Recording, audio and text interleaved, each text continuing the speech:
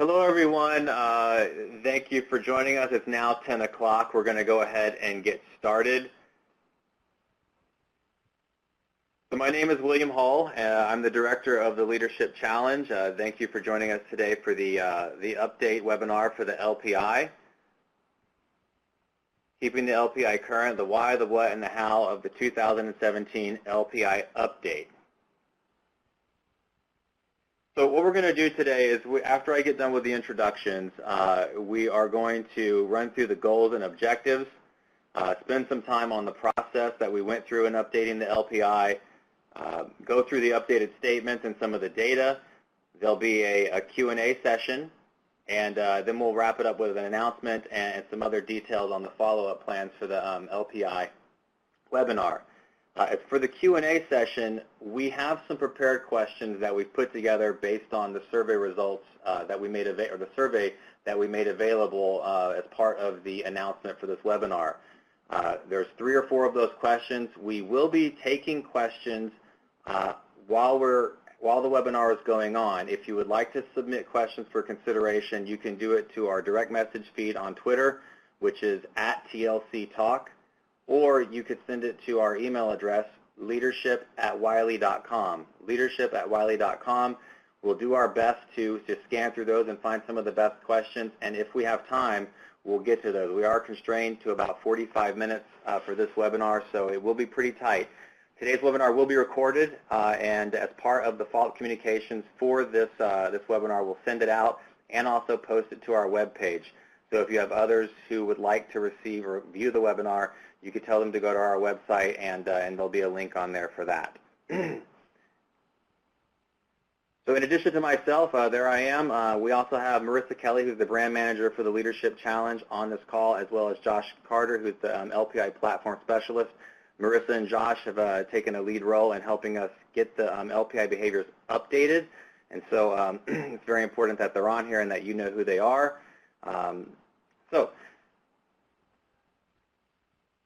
Ladies and gentlemen, Jim Kouzes and Barry Posner have been working together for more than 30 years, studying leaders, researching leaders, and conducting leadership development seminars and serving as leaders themselves in various capacities. They are co-authors of the award-winning and best-selling book, The Leadership Challenge, which, as of next month, will be in its 6th edition. They are also the creators of the LPI. Over the years they've worked together, Jim and Barry have received numerous awards in recognition of their contributions to workplace learning and performance. They are routinely recognized by some of the most prestigious management and leadership organizations as two of the top thought leaders and leadership coaches in the world. At this time, I'll be handing it over to Jim Kouzes, who will lead you through some of the goals and objectives for today's webinar. Thank you very much. Thank you, William. Thank you. And William, just to sound check, can you hear me all right? Absolutely, yes. Perfect. Thank you, everyone, for joining us on this webinar. Barry and I greatly appreciate it, and thanks to William, Josh, and Marisa for pulling all this together in such a short period of time. On this webinar, what we'd like to do is address what is changing as part of the Leadership Practices Inventory Update, which, as William said, will be coming out May 1, 2017, in just about 1 month. We're going to explain the process that we went through and the research behind it, and hopefully, as a result of this, provide clarity about how these changes will or might affect your work with the LPI. Because there are so many questions and so little time, we won't get to everything, which is why we will be posting at some point after May 1 a distilled set of talking points to help you explain consistently and correctly, as one person asked us, the reasoning for this update in general and for the individual behaviors. And that post will be coming up after May 1st when we get the product launched. And a location for that will be announced to you. So stay tuned for that. So why do we do this? Well, one of our 5 practices is challenge the process, as you know, and we take it seriously. Our colleagues at Wiley, Barry, and I take it seriously. We are continuously attempting to improve the reliability, validity, and practicality of the leadership practices inventory, and to strengthen at all times the brand promise we make of delivering evidence-based leadership.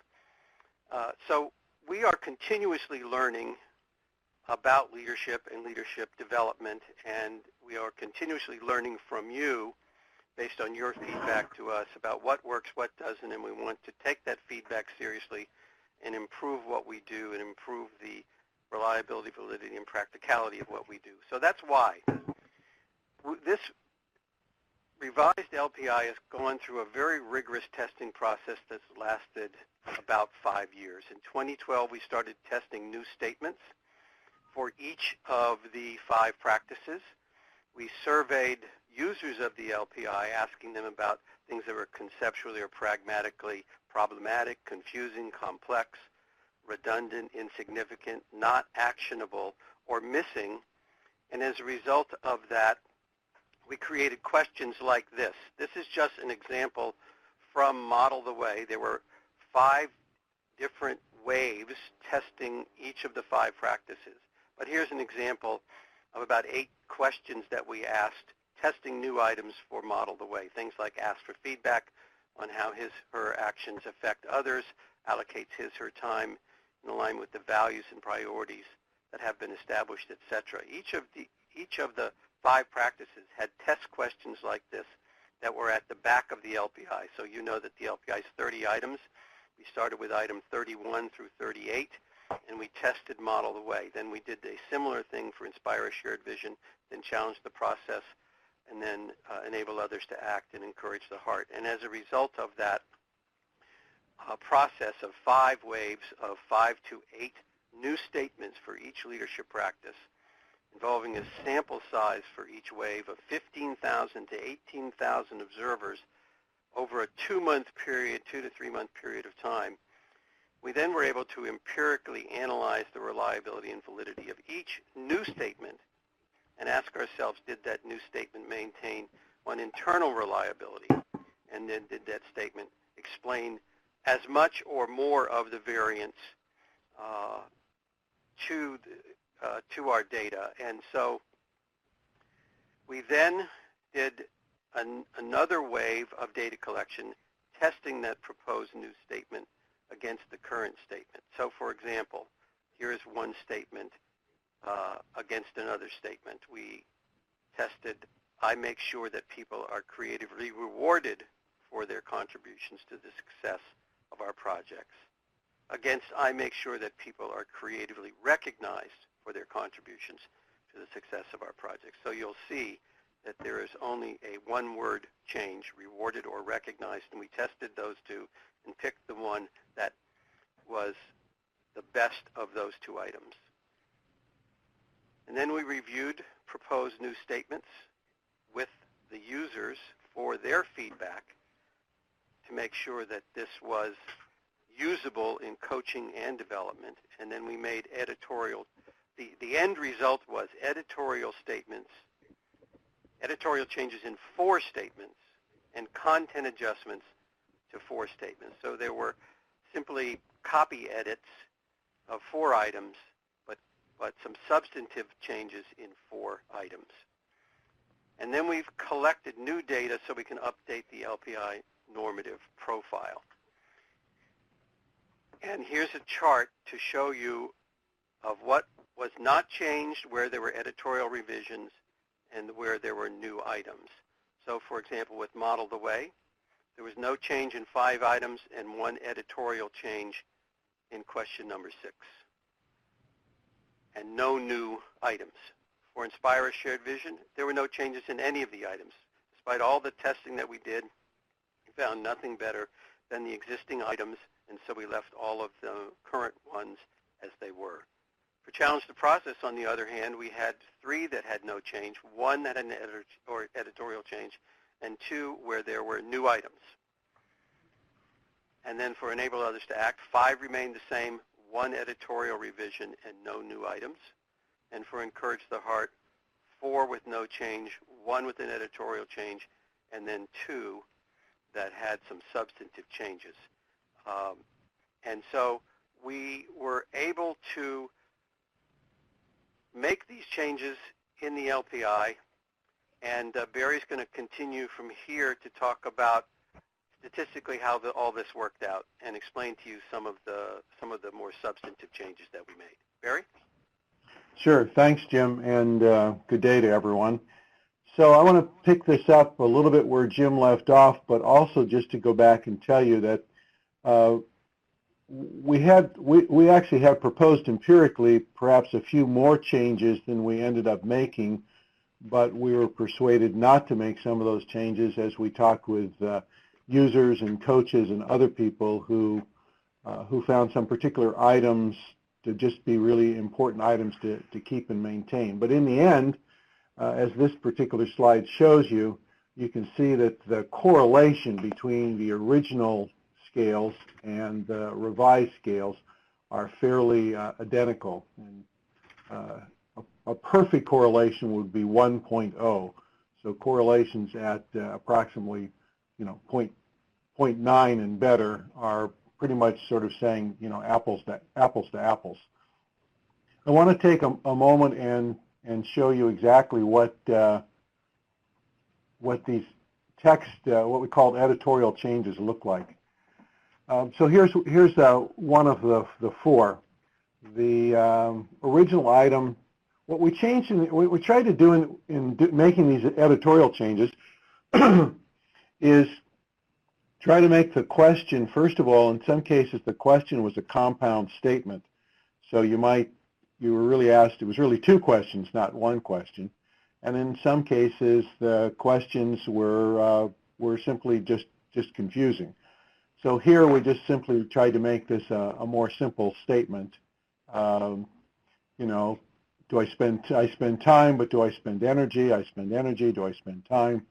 The principle is, do you work to make certain that people adhere to the principles and standards that have been agreed upon? And just moving my cursor here. In this item here having to do with challenge the process, again, we tried to make this simple. The intention of the question is, are you actively searching for innovative ways to improve? That's the core of the original statement. In this statement having to do with encourage the heart, as Jim showed you before, some people said, well, it's not always, people aren't always rewarded, or rewarded is a more formal concept, and sometimes people are informally rewarded or simply recognized. And we found that when we changed the word rewarded and recognized, nobody really saw any sort of difference, except for the people then who would be interpreting this and using it. Recognized as a much broader concept. And for this last of the four editorial changes we made, we tried to just make this a little bit more of an active statement and directed more toward job performance rather than just simply a general statement that I support the decisions that people make on their own. Perhaps what's more interesting are some of the substantive revisions that we made, and I would say these are changes that also come about. For one, they didn't, the statements didn't necessarily add a lot to explaining variance around outcomes or engagement outcomes, or in some cases represented changes that we'd made in the narrative, in the text. And I'll particularly mention that now that you'll, in a month or so, when you see the new edition of the Leadership Challenge, one of the things we did was to make sure that all four of these statements, there's data about all four of these statements and the discussion of these statements in the new edition of the Leadership Challenge. So this statement here, the original was a very complex statement. You might set achievable goals, you might not make concrete plans, da-da-da-da-da-da-da. We simply wanted to get at the general idea of small wins by identifying measurable milestones that keep the projects moving forward. In this case, for encouraging the heart, finding ways to celebrate accomplishments, we actually have another item that asks about celebrating accomplishments. So in some ways, this original item was redundant. And what we added here was the notion of telling stories. This has to do with not only telling stories, but becoming more personally involved and letting people know about the good work that's being done by others. In this particular case, we got a lot of feedback from people who really on both sides of this issue. First of all, you can experiment and and some experiments are more risky than others. So first of all, you know, we tried some statements that would have said, I experiment even when there's a chance of failure, or I take risks even when there's a chance of failure. But we had a whole bunch of people who said, I just don't like the notion in my organization or with the people that I'm working with that suggests that they should be thinking about a chance of failure to begin with. So we spent a lot of time trying to craft some other statements here and found this statement to reflect conceptually what we were trying to get at was asking people, are you taking initiative? Are you stepping forward in anticipating and responding to change? We found empirically, we found that statement did as well or better than the original statement did in our various analyses. And finally, this notion here of encouraging the heart, I give the team lots of appreciation and support. Again, in the new edition, you'll see we talk a lot more about the importance of demonstrating kind of your sincerity and genuineness by actually getting personally involved in recognizing people and celebrating their accomplishments.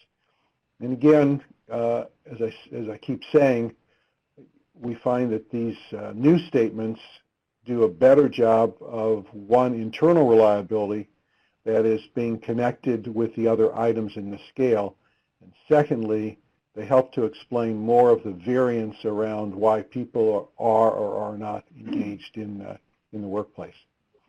So kind of to summarize the research project for a moment and then turn it back to Jim to answer some of the questions. Well, let me just say we've been involved in this for more than 5 years, starting to take a look at this. So it's not been an easy process or quick process. We've involved more than 100 power users, people who have consistently used the LPI in training programs and as coaches.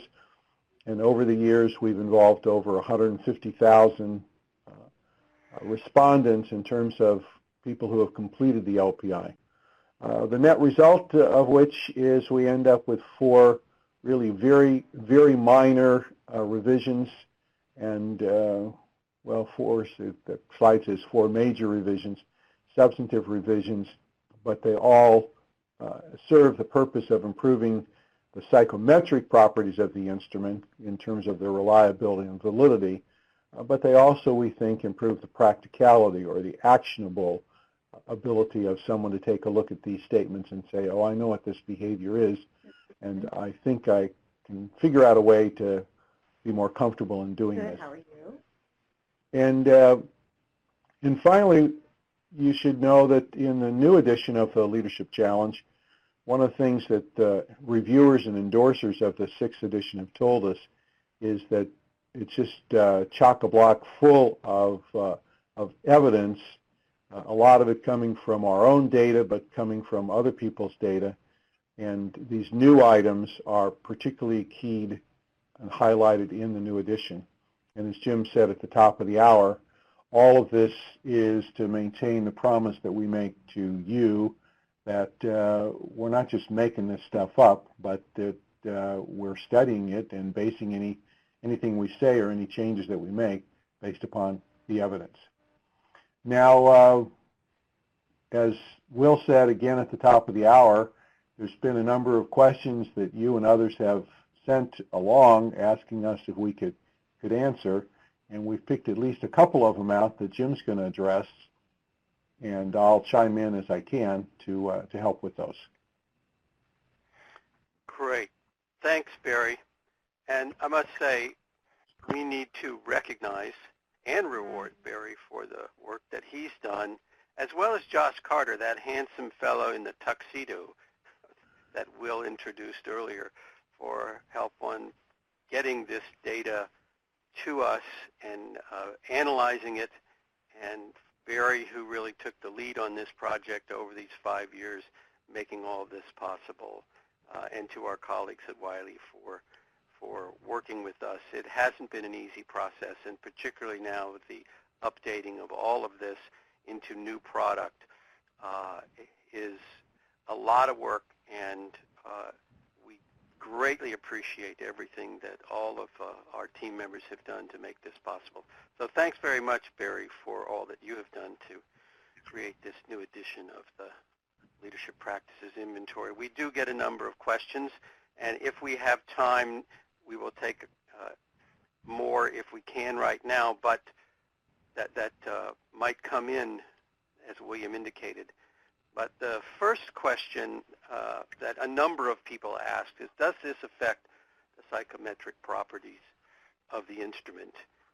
Does this have any impact at all on it? And I presume people are concerned by that question that perhaps we've messed with this and that now it doesn't do as good a job as it might. And in fact, as Barry so well explained, essentially the answer to this question is no. In fact, it does improve it, if anything.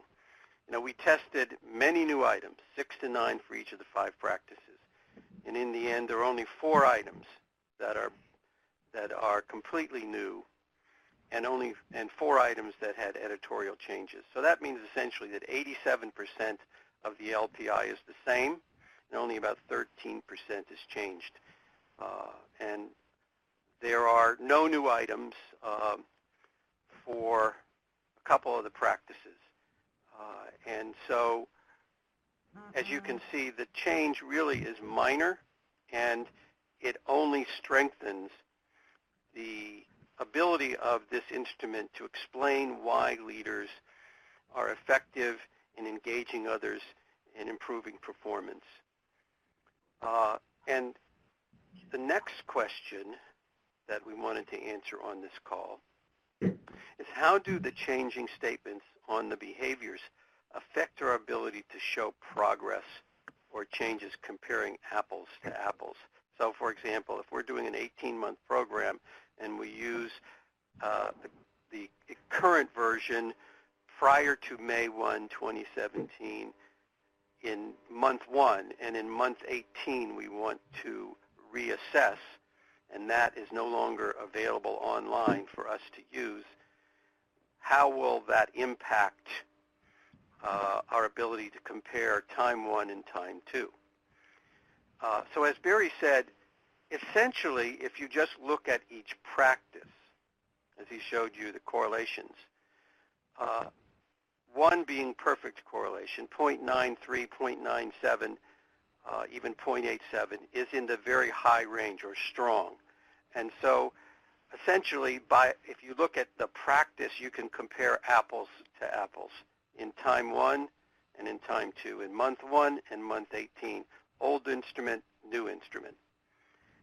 But if you were to compare those 4 items which were substantively changed, then you would have different items time 1, time 2. Now, we understand that this presents some challenges for people who want to do a test in time 1 and then another one 18 months later to give feedback on improvement. But this is not like not any different essentially than any other software update. When you make a software update, some things don't work in the new update that worked in the old, but with 87% comparable and only 13% being different, we think that's an amount we can live with, and it will just take some explanation on our part when getting to those 4 and only those 4 items where you really have to explain that these are new items and they weren't covered in time 1. So 36 and or 36 Marisa in a moment is going to show you a slide of what the report would look like for anybody that might be caught in. And I used a version before May 1st, and I'm using another version after May 1st, and she'll show you what you'll see on the report in that case in just a moment. Excellent. Now, we've got a couple more minutes where we might be able to answer some additional questions that have come in for the authors. William, was there anything that as of right now, the questions that have come in are all Wiley and logistical related, and several of them will actually be answered by my own presentation that's coming up shortly. And a couple of them are really good questions that we may have to follow up with afterwards. Great. So we're committed to answering all your questions in some form, and we'll post those responses in a way that you can access them probably through the website.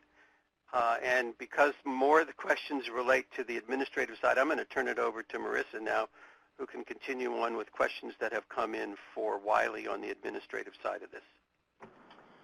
Great. Thank you so much, Jim. So as William indicated at the beginning of our session today, my name is Marisa Kelley. I'm the brand manager for the Leadership Challenge. I've worked on the products for over 10 years now, so I'm really excited about these changes that are coming up, and it's wonderful to see this 5 years of work finally coming to fruition and being able to put this product in the hands of all of you. A lot of the questions, like I said, have been related to more logistical aspects of what you can expect with the LPI Online. So I've created a small presentation here that is going to address a lot of the questions that came in via the survey, and also the ones that are coming in right now. Like I mentioned a couple minutes ago, we do have a couple of questions that are pretty specific that I don't think we'll be able to answer right off the bat here in the context of the webinar, but we will follow up with you afterward when we get the details that you need. So without further ado, some details on the specifics. So May 1st, 2017 is the big day that you should mark on your calendar. This is the day in which all of those new LPI behaviors, all 8 of them, will be implemented across the system. And implementation across the system means that that is what will start showing up in the interface for leaders and observers and in the reports that are generated. The changeover is expected to happen around 7 a.m. Eastern Daylight Time, and we do not expect to have to give downtime to the server during that time. Not expected is what I would say. We never know what might happen, but that is what we are looking at right now. No matter what, we will give a confirmation email out to our LPI administrators that are registered on the platform of when the work is complete, and you can expect the new behaviors to be working from that point forward. Now, what exactly does this mean for in-progress LPIs and how this will work? The most important thing that I think I can impart on everybody today is that the LPI version is governed by the date of token assignment to a leader. So, anything that is assigned between now and April 30th will result in the leader and his or her observers seeing the old LPI behaviors, no matter when they take the LPI. So for instance, today, I'm going to assign William a token to take the LPI, and he is going to wait until May 2nd to assign all of his observers. What will happen is that William is going to see the old LPI behaviors, and all of those observers that have been assigned on May 2nd will also see the old LPI behaviors. And the report that is ultimately generated will result in the old LPI behaviors showing up on the report. In the contrasting scenario, what might happen is that I am going to wait until May 1st to assign William a token. William will take it that day, and he will see the new LPI behaviors, and all of the observers that he subsequently assigns will see the new LPI behaviors, and the reports that are generated will show the new LPI behaviors. We've seen a few questions, even those coming in right now, about how to tackle issues where perhaps you have multiple cohorts but want to run group summaries with everybody having used the same LPI behaviors. The easiest solution for that is for you to assign all of your tokens prior to the April 30th deadline so that everybody will be taking the same exact LPI. But again, I want to call your attention to everything that Jim and Barry talked about as far as the reliability and the integrity of our assessment. There is not a lot of difference as far as the integrity of the assessment. It is not going to change anything. You are going to be okay. I also got a few questions about tokens. Your existing tokens will continue to work now and after May 1st. So say you have 10 tokens in your account and you assign 10 in the month of April and you want to assign 10 in the month of May, the exact same token will work. You do not need to cash in all of your tokens before April 30th or wait until after May 1st to cash in tokens. What does happen is exactly what we said earlier and earlier on this slide. The token assignment will govern the LPI behaviors that are seen by an individual leader and his or her observers. How will the LPI online experience change? So I'm here to reassure you that your experience is really not going to change and that of your observers. We are not making really any functionality changes with this update. The LPI interface will be almost exactly the same. The replacement of the text is what's happening as far as the 8 behaviors that have been changed. And the designs of the LPI individual, LPI self, and LPI group report will not change. You will simply see a swap and replace for the new behaviors that have been implemented as of May 1st. You may see a few other minor edits, such as updating our footer with a new copyright date and some very, very minor branding changes. But overall, the design of the report has not changed and will not change. How will the LPI reassessment report change? I think this, after asking about what happens to my tokens and what LPI behaviors I will see, this has been the most frequent questions we have received.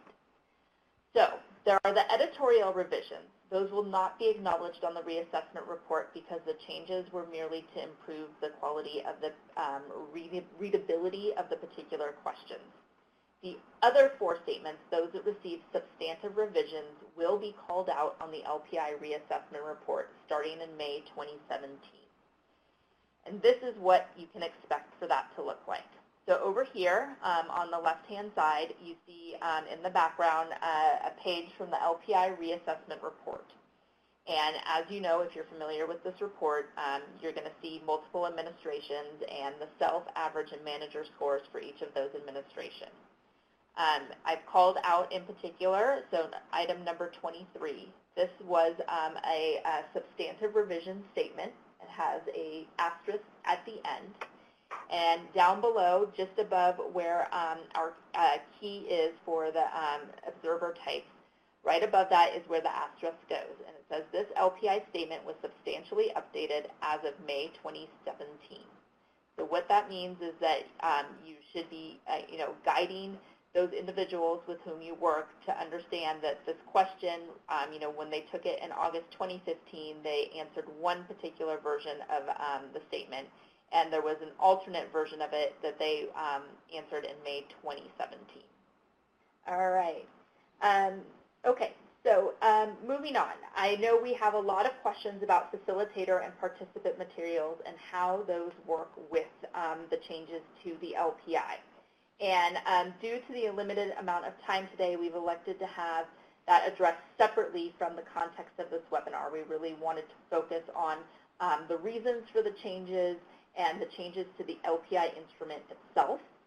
As far as facilitator and participant materials, there will be a follow-up email to this event, which will include some one-sheet sort of cheat sheets or general information that will give you some starting information about what you can expect about how the facilitator and participant materials will change and when those are available. And in addition, we are going to run a training products update webinar on Tuesday, April 11th at 12 p.m. Pacific and 3 p.m. Eastern. The follow-up email to this webinar will include a link to sign up for that webinar as well. And in that context, we will go very much in depth explaining what the new facilitation options look like and what the new participant materials look like.